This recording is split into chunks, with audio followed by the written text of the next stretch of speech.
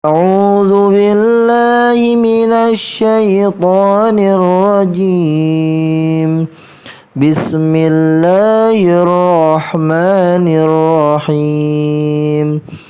تبت يدا أبي لهب وتب ما أغنى عنه ماله وما كسب سيصلى نارا ذات لهب وامرأته حمالة الحطب في جيدها حبل من مسد. Baik, sholih sholihah. Assalamualaikum warahmatullahi wabarakatuh. Tadi kita sudah mendengarkan Padian membacakan surat Al-Lahab. Surat Al-Lahab terdiri dari 5 ayat. Surat Al-Lahab tergolong surat Makkiyah karena diturunkan di kota Mekah, diturunkan sebelum Nabi Muhammad hijrah ke Madinah. Surat Al-Lahab menceritakan apa sih? Surat Al-Lahab menceritakan kisah paman Nabi, yaitu Abu Lahab. Sekarang mari kita sama-sama nonton yuk kisah tentang Abu Lahab.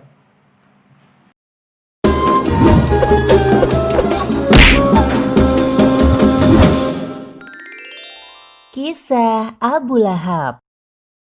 Kisah ini terdapat dalam Al-Quran, surat Al-Lahab ayat 1 hingga 5. Abu Lahab adalah satu-satunya paman Nabi Muhammad SAW dari pihak ayahnya yang paling menentang dakwah beliau. Abu Lahab adalah julukan yang melekat pada Abdul Uzza, nama sebenarnya. Ia dipanggil Abu Lahab karena wajahnya yang merah menyala seperti api saat marah. Sedangkan istrinya bernama Ummu Jamil.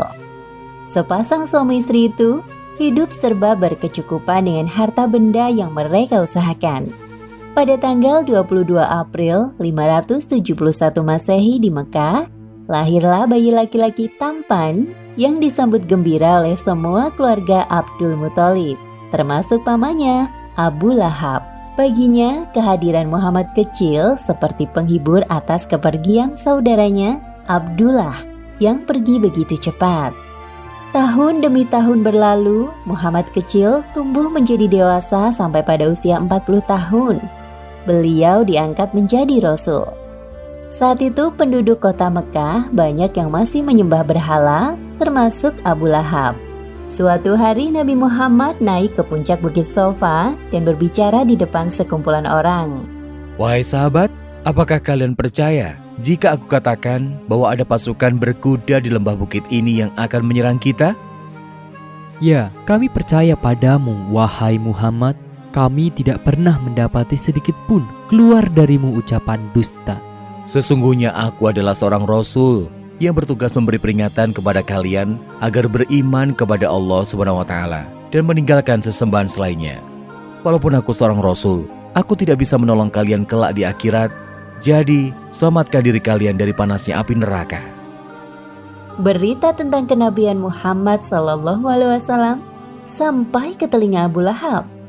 Hal ini membuat Abu Lahab yang tadinya menyayangi keponakannya berubah menjadi kebencian. Cuma untuk ini kau mengumpulkan kami, wahai Muhammad. Sungguh perkataanmu tidak bisa dipercaya.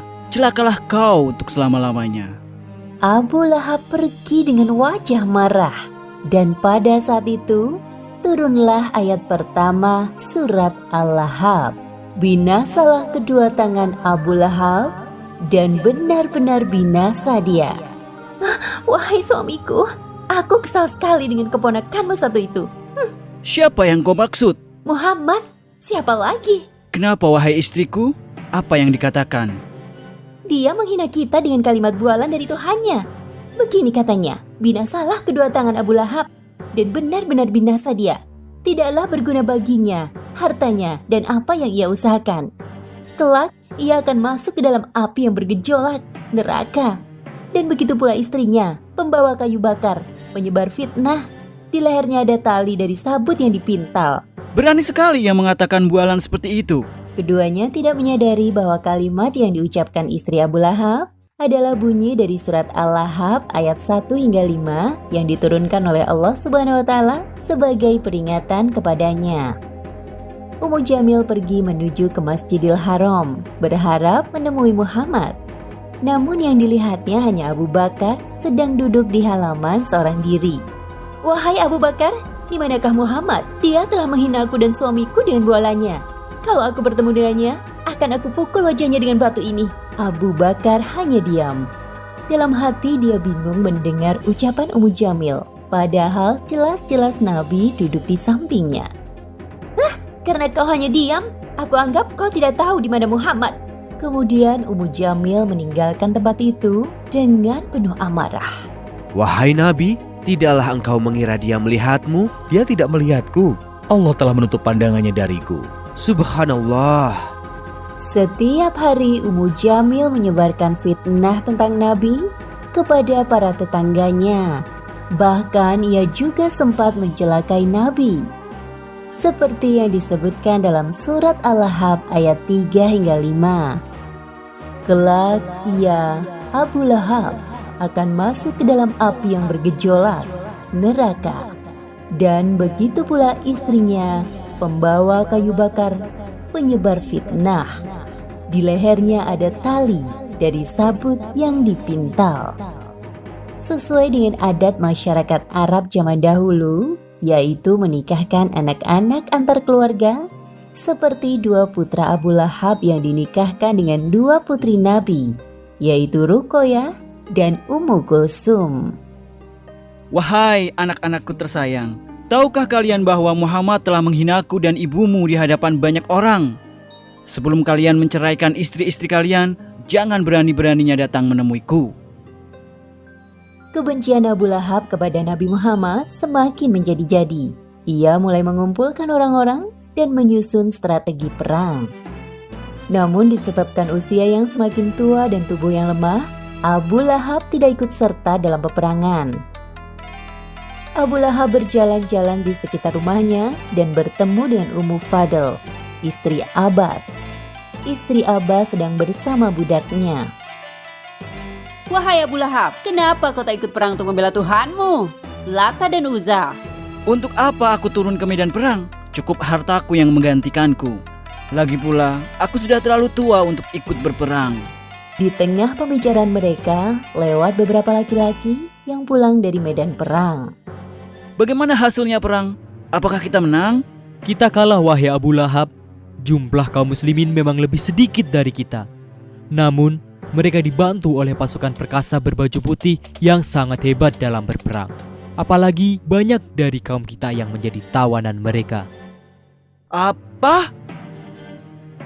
Itu pasti malaikat yang dikirim Allah untuk membantu kaum muslimin. Diam kau budak! Abu Lahab mengambil kayu untuk memukul budak laki-laki itu tanpa henti.